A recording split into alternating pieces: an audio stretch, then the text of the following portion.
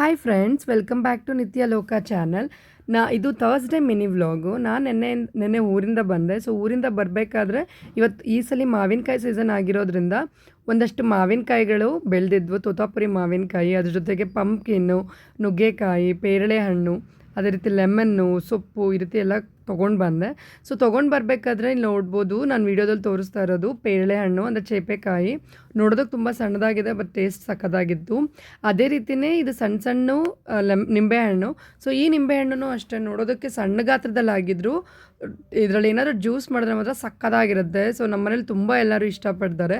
So ನಾನು ಯೂಶಲಾಗಿ ತೋತಾಪುರಿ ಮಾವಿನಕಾಯಲ್ಲೇ ನಾನು ಏನು ಮಾಡ್ತೀನಿ, ಪ್ರತಿ ವರ್ಷವೂ ಉಪ್ಪಿನಕಾಯಿ ಹಾಕ್ತೀನಿ.